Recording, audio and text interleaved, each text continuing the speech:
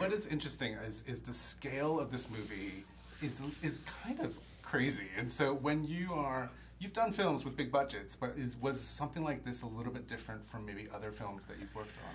I certainly think, you know, that set for the town from the beginning of the movie. I remember stepping on that set and kind of, you know, that was built in a studio. The whole Syrian town set where the first battle sequence happens, and I couldn't sort of process the enormity of it, really. It looked like it had been picked up from a real place and lifted and put in it. It was vast.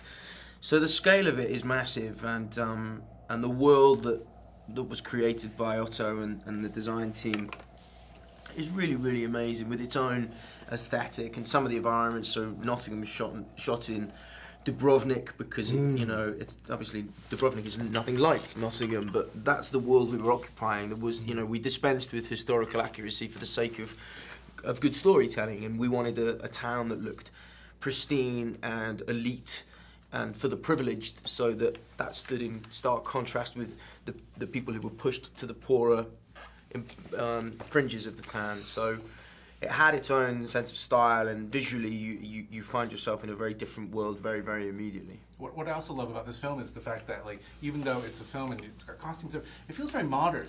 Yeah. And so, can you talk about that kind of tone that it kind of brings to the table that seems very 2018, 19, whatever you want to call it? I think tonally, you mean? Yeah. Yeah, I think, you know, the thing is, because there have been so many period Robin Hoods before,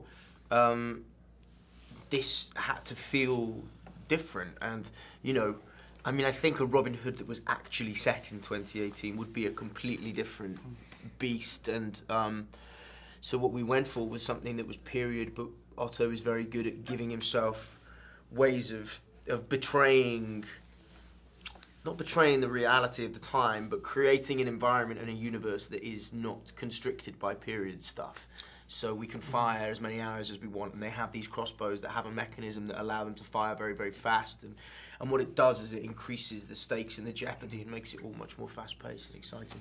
Almost like when he pitched it to me, without vocalizing it, it's almost like when you're watching. It's not we're not comparing the movie, but when you're watching The Matrix, right? You know you're in the future, but the cars were like vintage. You know what I'm saying? They sort of, it's sort of like a mashup of time zones or times. You know, so that's the way I looked at this. It was like, you know, we're there, but you know, it's definitely, you know, we gotta. Otto had his finger on the pulse of what's going on right now, you know. I grew up watching action, like Hong Kong, and so, but when I watch your there's like almost a ballet quality to the way you fought, and I'm just wondering, like, how long did it take for you to train? And it's just really kind of, like, exactly. Look at that. Strong. Oh, I'm sorry. That's right. I want to get that there, and then we go here, here. We got powder beret, and there we go. And that's the training. And then kill somebody. He just did that all day. And then kill him. So, Jamie, are you okay? He's like, I'm good. I'm just prepping. I'm good. Leave me alone. I'm having a moment. Please. You know. Brilliant. That's brilliant. Turn out. Be careful. Okay. Nearly swore but didn't. You see that? Good job. Almost, but not quite. Good job.